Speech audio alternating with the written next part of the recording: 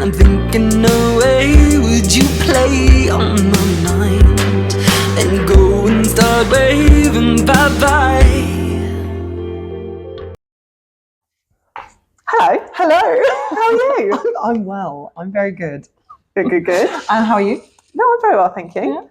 I don't want to say I'm a little bit nervous, but A little bit. This is kind of new. Yeah, it's very new. Very new. We very rarely sit in front of this bookshelf and have our catch up. But it's a new way to do things. Embracing modernity.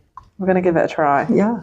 So essentially, we've decided, wrongly or rightly, that we spend hours WhatsApping each other. So long. Yeah. Just conversing. And what I like about our conversations in WhatsApp, it'll just seamlessly flow between sort of sensible things that need talking about, i.e. music project or, what time are we meeting, to the most random other frivolity of life. Everything. And it sort of it just works in tandem. It's great. Normal people, I think, people are on two sides, aren't they? They either love a WhatsApp voice note or hate it. We love it. We've decided that's the way we go. I love it. Do you ever get the feeling 3 or 4 10-minute voice notes like deep? Yeah. Perhaps we should have rung each other. No, because okay. No, I don't because it's crossed my mind, and then I've thought, well, actually, I really like you're like in a bit of on a platform when you've got this voice note just rolling. It changes the way I communicate with you, because it means I do just mind blurt rather than try and rush my point so you can get your point in. Not that that's a problem, but and also when I first started doing voice notes, I was actually terrified of them. And I get the equivalent of stage fright, worse, I think. Okay, brilliant. And so it's funny that over the time I'd get used to sort of speaking for 30 seconds, and then it became a minute and a half, then it was 5, and then we'd see the 15-minute voice. It's not like send an apology first. Yeah, just like, okay, maybe speed through this one. But no, I prefer it because it changes the way it feels very safe space to me when I'm just allowed. And I like the fact that we have both said, yes, you are allowed to just talk. It's fine. Yeah. Some people I wouldn't dare do that because I'm like, they probably will cut me off after 10 seconds and be like, what the hell was she thinking? Talking to me for that long. How dare she? And this is where we obviously title everything with, this is waffle. Yeah. Only listen when you are free, which I love. Or if there is also though, the one thing I've noticed, or we should make a plan of, if there is useful information like dates, times, this sort of thing, that needs to just be written. Okay, I agree. So you can quickly get that information on, read and communicated. So this, partly why we're doing this, but this is actually me last night when I am scrolling back through voice note after voice note after voice note to find out what time we were meeting. Oh my God. Because it's not written down, but I know it's in there somewhere. That kind of data needs to be in print. Okay, that's a plan. Yeah. But, so the test of this. Yes. Can we converse? Yes. Test number 1 without voice notes. But no, the point being, there's a bit more of a purpose to this. There is. You have, I'm going to say a hell of a backstory. Yeah. And at the moment you are expressing it through song. Yeah. And there's quite a few, they're ready to go, some of them. They are. And people will be able to hear them soon and going forward. But the thing with music is people internally, they hear different things. Yep. They will always consider it from a different point of view. It's not necessarily the story you're trying to tell. And there's a lot actually that's happened that I think you need to give a voice to. Yeah. And you're right. Songs can be purposefully interpreted in so many ways. Like, it's really nice. You listen to a song, and actually what I'd want the listeners to do is take what they want from that song. In the that is one half of why it's happening. The other half is obviously for me to put down what I want in a song. But those things might not be the same thing. Also, there's a certain amount of, you never know how, when you're writing songs, you never know quite how on the nose to be and quite how sort of pointing the finger you can be. And I don't want it just to be a whole load of songs that are just bitching about a past, because it wasn't I want it to be so balanced, the kind of story I'm trying to tell.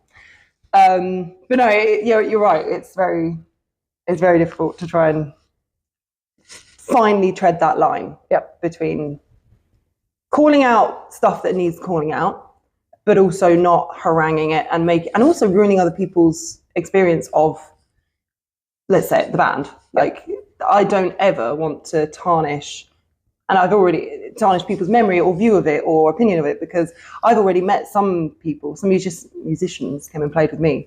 One of them was such an avid fan. And of course, he was playing the piano for me with all these songs where I'm sort of getting really angry about the things he loved. And so I wasn't getting angry, but you know what I mean? It was like, yeah. Absolutely. Yeah. It's a fine line to tread. And we're going to tread it. So the point of this is, our catch-ups. Yes. Our catch-ups being a routine. Yes. Which for us, we are really very good regular. at. Yes. But this will steady us a little bit more. Yeah. And then, a bit of a deep dive. Yeah. And I think this is the kind of space to do that deep dive. Yes. Nice bits of music and bits of artwork and songs on an album. There's a space for a deep dive, but here I can explain myself a bit better. Exactly. It's hearing it from you. Yeah. Perfect. And just words, not, all the other stuff that comes with music. Absolutely. Yeah. So anything and everything is up for discussion. Yep. And just to point on what you did say about the band, yeah, we will be going backwards. We'll go from the beginning, or back to the beginning. And it isn't all negative. We're going to put that out there now. Absolutely. There's so much of the story to tell that is so positive. Yeah. I mean, that's what makes the story actually so interesting. Although I'm calling it the last 10 years, but I know it's probably the last 12 years.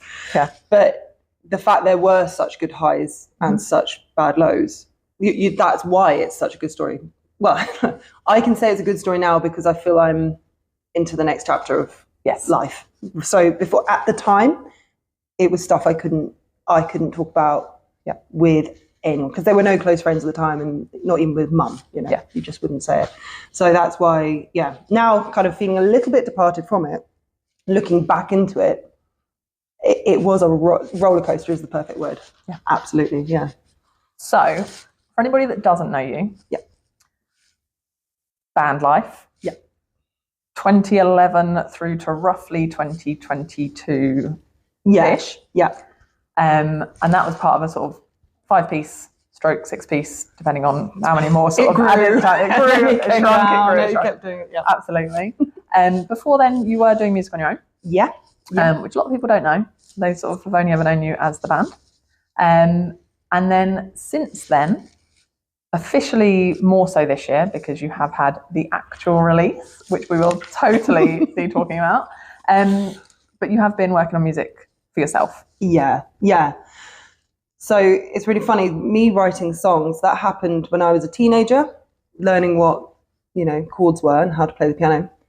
Then the band happened. There was no songwriting of Dulcimas that happened in the band.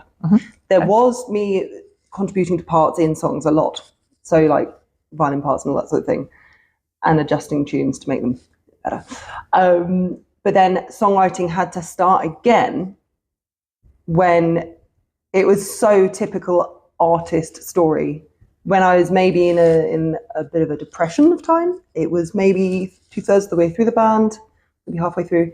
And that's when songwriting had to start again, but I was not going to be talking about it. I was not going to shout about it. I was definitely not going to be telling the people in the band about it. Yeah.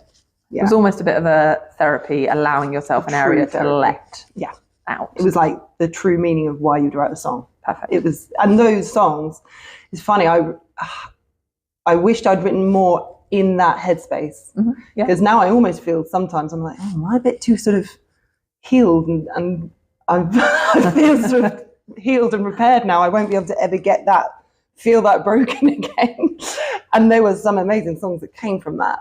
But I think it's fine. I think with a lot of, I can't dive back. There is so much to write about of that time. So, perfect. Okay. So we will get into all of that. Loads. Yeah. But let's start with actually the most recent. You have had an incredibly busy February. Yes. We are recording this early March. and you released your first solo single, which was incredibly exciting, which we will do a proper deep dive on. Yeah. And to celebrate that, you put on a show. Yeah.